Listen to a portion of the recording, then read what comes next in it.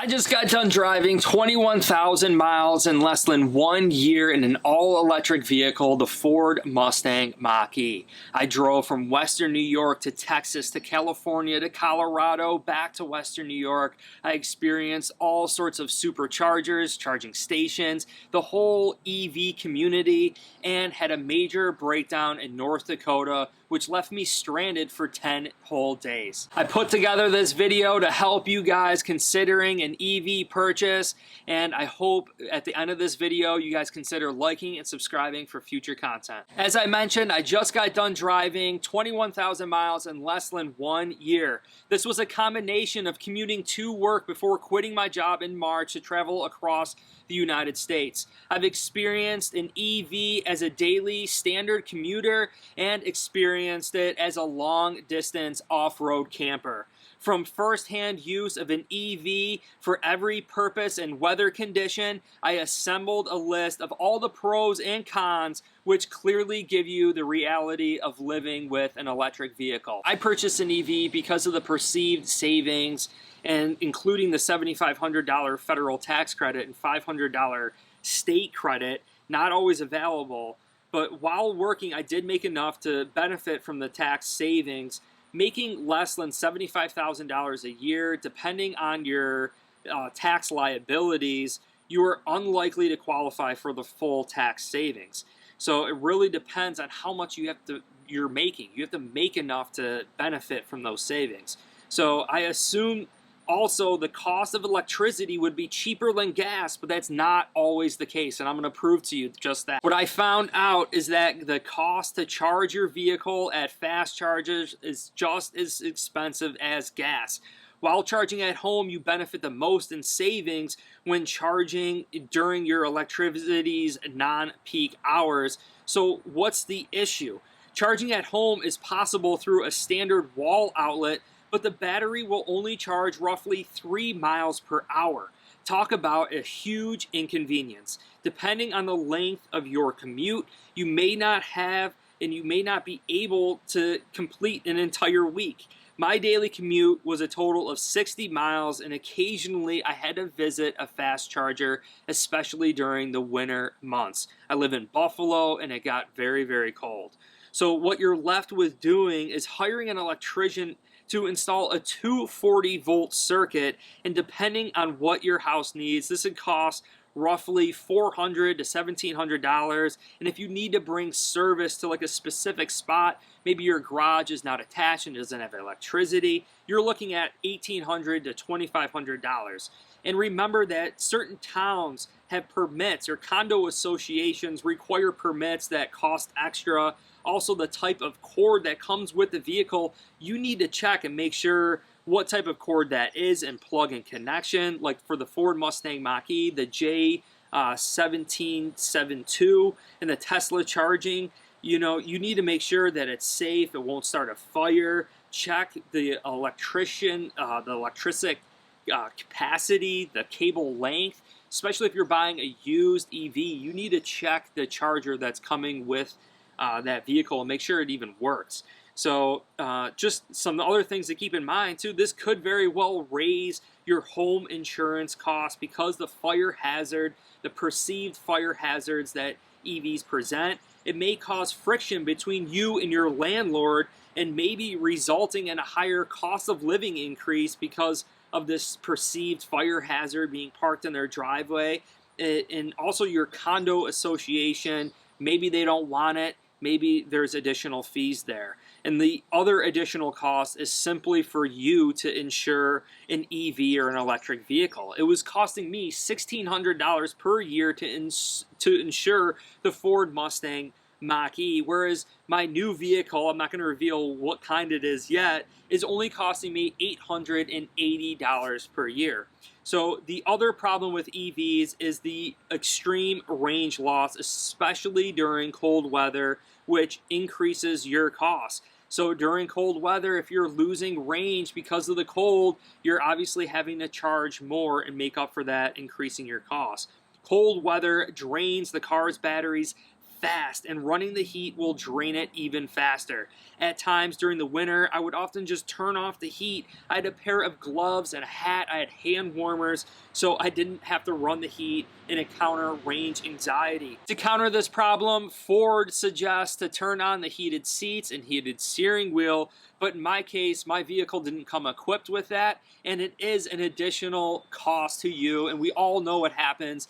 It gets financed and it ends up costing a lot more. Already mentioned breaking down 1,000 miles from home, and in my case, I was under the manufacturer warranty, but EVs have to be flatbed towed. Ford quoted me $990 to be flatbed towed 80 miles. Without an extended warranty, anything further than 36 miles of a Ford dealership, Ford will not cover. Purchasing an extended warranty is an absolute must if you plan on driving further than 36 miles of a Ford dealer. Otherwise, it's going to cost you big time. So again, I drove from Western New York to North Dakota and I got stuck for 2 weeks. 22 days later, Ford had to ship my vehicle back to me. I had to pay for a one-way rental home. You guys can check out my previous videos and the full story on that. But the cost to repair EVs, the non-access to parts, no infrastructure in place to service these vehicles. For the Ford Mach E, in order to get the 12-volt battery, just to look at it, you have to disassemble the entire front cover, which is about like 9 bolts. You have to use a torque wrench. It is a complete, total, and utter hard time. Ford's customer service people, they don't understand what's going on. They don't know how to help you at all. It's so new, they're lost. We are literally guinea pigs for companies like Ford to figure out these problems. They would rather spend thousands of dollars on people like me who break down versus spend money and properly train and build it the right way. That's why, to me, like Tesla is the only EV company that I would consider right now. And just because EVs and the complexity is off the charts, and if you break down, it's going to be a weight. Tesla has the best infrastructure in place out of all EV manufacturers, but I still think more time is needed. Junkyards have to build concrete bays to store EVs. EVs are fire hazards due to not being able to remove the batteries. Junkyard costs will be passed down to EV drivers. We could see our streets littered with broken down EVs because there are not enough people, not enough junkyards to store them. They can cause fires, and especially out west in dry areas, it could really be some bad news. Also, I was always under the impression that self-driving features were standard to EV vehicles, but that is not always the case. They're not exclusive to EVs. You can find gas cars with lane keep assist, with adaptive cruise control. So really, after living with an electric vehicle for 1 year as a daily commuter and also driving across country, it just does not make sense for me. So if you live somewhere warm where it stays relatively warm, especially in the winter months, and you have a relatively short commute, less than 20 miles total, and you don't need to hire an electrician, and you don't plan on driving it further than 36 miles of a Ford dealer, it makes sense. For me, my situation where I like to take it on long road trips versus national parks, visit national parks, national forests, explore the most beautiful country on earth, United States. It's tough with an EV. It's not impossible, but it's extremely inconvenient, and it's not cheaper. So again, driving from Western New York to North Dakota in the Ford Mustang Mach E, I drove from North Dakota to Western New York in a 2019 Kia K1. The K1 Kia was $28 cheaper and 6 hours faster. Keep in mind the time it takes to charge at superchargers is roughly 25 to 45 minutes. At a gas station, it does not take that long. EV batteries are not supposed to be fast charged between 0 and 20%, or from 80% to 100% due to battery degradation issues. So if you're considering a used EV, hopefully the previous owner didn't beat up the battery supercharging or fast charging. EVs are fast, they're very quick. You could run them while sleeping or camping inside of them. But to me, those are really the only benefits. You know, I'm sticking with gas for now. Electric and hybrid systems are so complex and new, we really don't know the long-term cost to own. Yes, you avoid oil changes, brake replacements, but you still need to rotate your tires, and EVs still require a maintenance schedule, which have to be done at the dealer. I thought I would be avoiding service, but it's really just oil changes, and the cost of an oil change is fairly cheap. You know, replacement parts and just accessories for the Mach E are nearly impossible to get right now, and really for all car companies, especially new cars, they're all charging extremely high prices for these parts and accessories because everything's so new and hard to get. So when you consider the risk of breaking down like I did 1,000 miles from home with little to no help from Ford roadside assistance for 10 days, your insurance company thinking you could potentially burn your house down or cause the next world's largest wildfire versus the cost of saving EV and gas. You know, gas vehicles are cheaper to purchase, insure, and own over the lifespan of having a vehicle. Plus, the potential environment waste that EVs could have is just disturbing, since companies like Ford do not have the proper infrastructure in place. So I give Tesla, again, a ton of credit for having the infrastructure, thinking ahead, and knowing, you know, they would have to have good customer service as well as an actual service team that knows how to fix the problem. The Ford dealers do not know anything about EVs, and they are not EV specific like Tesla. So I did purchase a 2020 Toyota Corolla hatchback for $25,000. I sold the Mach E exactly for what I paid for it 1 year later with 21,000 miles on it.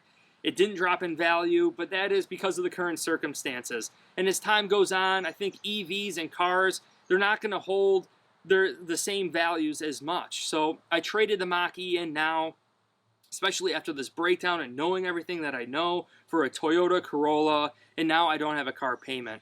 I averaged 44 miles per gallon in the Kia K1 coming home from North Dakota, and the Toyota Corolla is said to get 41 miles per gallon on the thruway. So when you consider the time I'm saving from not having to charge versus the cost in gas, it made sense for me to get this Corolla hatchback. So I really truly hope you guys enjoyed this video and found it informative.